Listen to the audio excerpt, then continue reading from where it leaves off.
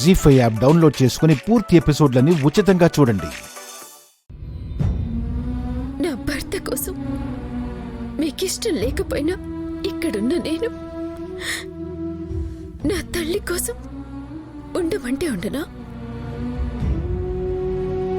ఒకవేళ మీరు వద్దంటే నా తల్లిని తీసుకొని వెళ్ళటానికైనా సిద్ధం, కానీ నా తల్లిని వదిలి మాత్రం పుట్టను. ఎడోకో పుట్టను. నువ్వు ఏ ఉద్దేశంతోనైనా ఉండు, కానీ నీ మనసులో వేరే ఉద్దేశం రాకుండా ఉంటే చాలు.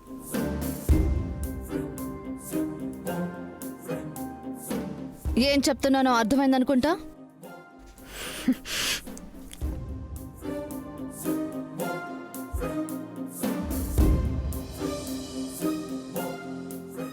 మనకు అర్థమైనా కాకపోయినా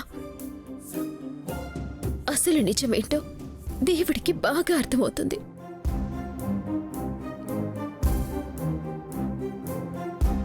ఆయన తీసుకునే నిర్ణయాలే ఇవన్నీ. అది ఏదైనా తల వంచక తప్పదు కదా.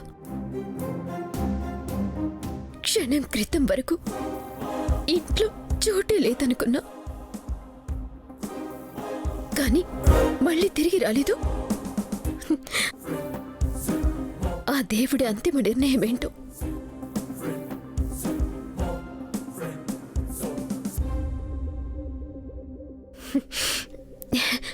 పదమ్మా.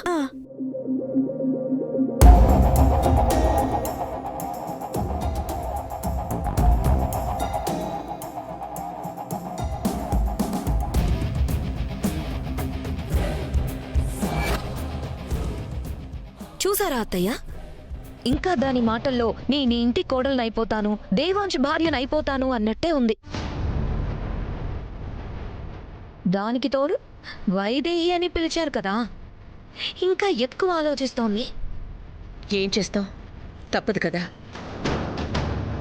శాంతాదేవి కోసం అలా పిలవాల్సి వచ్చింది. కానీ మన ఉద్దేశం ఖచ్చితంగా చెప్పాం కదా. చెప్పి మంచి పని చేశారు అత్తయ్య, కానీ చెప్పినంత మాత్రాన సరిపోదు. దాన్ని అమలు చేస్తేనే మనకి ఏ బాధ ఉండదు. దేవాంశ లేఖ్యలు పెళ్లి చేయమనేగా నీ ఉద్దేశం? అవును బామ్మగారు.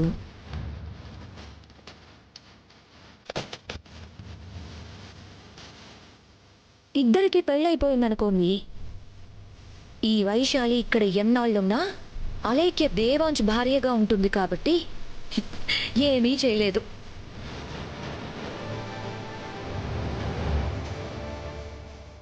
బాగా చెప్పాం.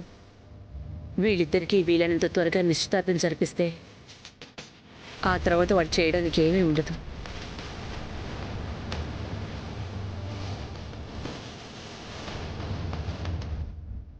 అయితే పంతులు గారిని పిలిపించి నిశ్చితార్థానికి ముహూర్తాలు పెట్టించండి.